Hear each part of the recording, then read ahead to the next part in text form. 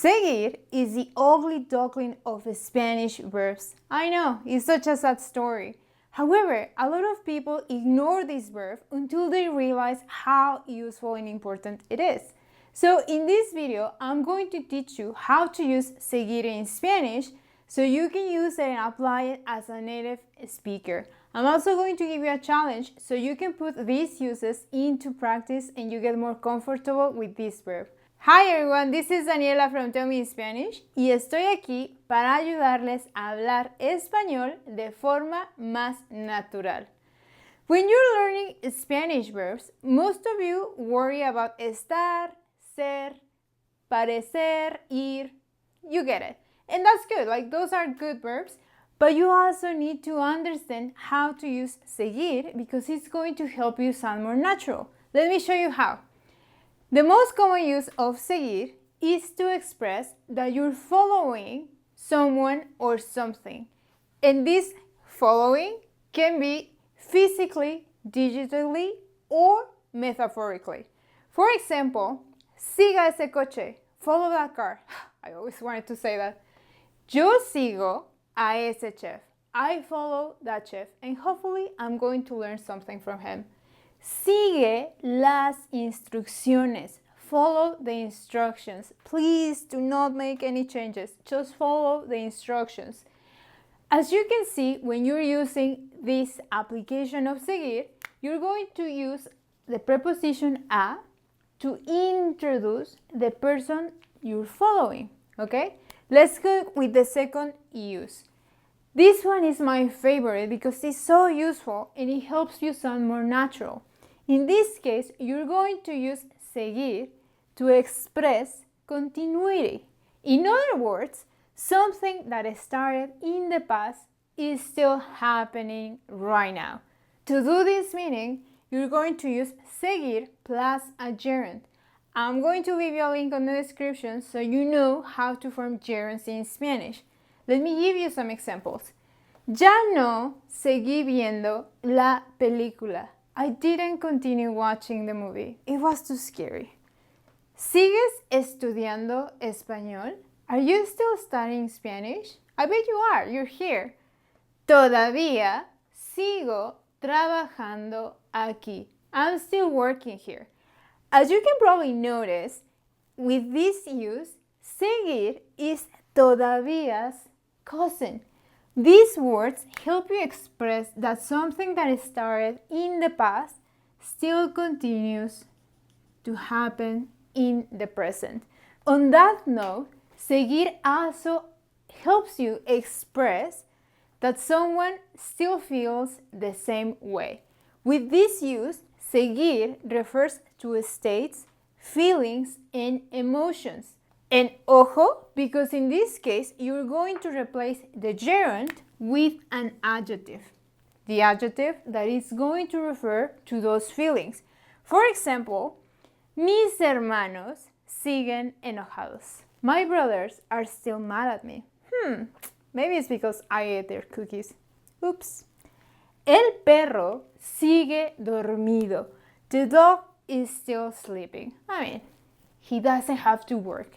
He can keep sleeping. ¿Sigues enfermo? Are you still sick? When you're using this application of seguir, you can also use seguir con to talk about symptoms that you still have. For example, sigo con dolor de cabeza. I still have a headache.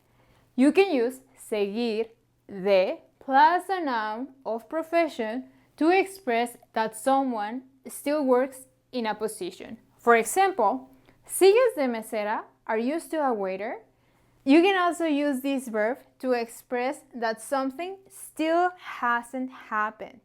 In this case, you're going to use the preposition sin, seguir sin, plus an infinitive verb. For example, seguimos sin saber qué pasó. We still don't know what happened. It sounds good, but we don't know what happened.